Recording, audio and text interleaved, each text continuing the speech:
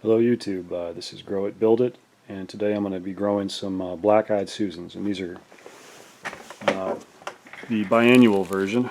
These are real wild ones I gathered from the wild back when I was visiting some relatives in November. And see if you can see the seed heads. That's focusing a little bit. Well, when you put them in a bag like that, after they've dried and you've clipped them, you just kind of knock them around a bit. You're actually knocking the seeds out. So it makes it quite easy to gather up the seeds then. And all these little black things are seeds. So to plant these, germinate them, all I got to do is basically put them on the top of the soil and water them in. So here I'm just kind of sprinkling some on, just like so. And these are not the normal ones that you'd buy at a garden center. They're not normal because these aren't going to be long-lived. And you're probably asking me why I'm trying to germinate something that won't be that long-lived.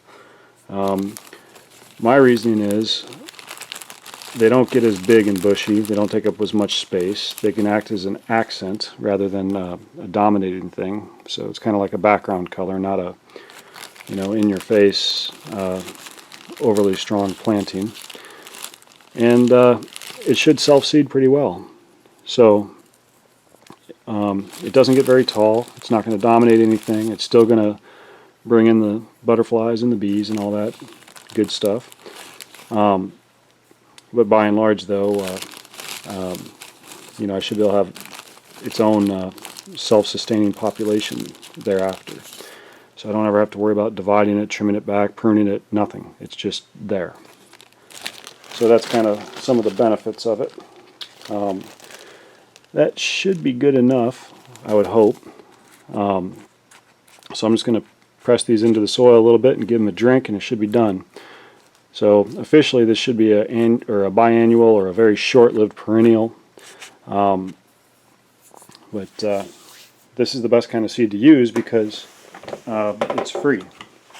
It's just your time in cutting off some seed heads, and that's about it. And also, if I get all these to germinate and bloom, this year, next year, what I'll do is I'll probably save some more seed heads in the fall. And now I've got my own little seed farm going. So that's about it. It's a standard black-eyed Susan that you're used to seeing in fields as you drive by, maybe ditches, and also in some people's yards. But I'll give you updates as the growing season progresses and how I do in germination. And also this one does help to have a cold season. So it's the February, I'm planting them now as I would normally plant any seed, but then I'm just going to be putting this outside.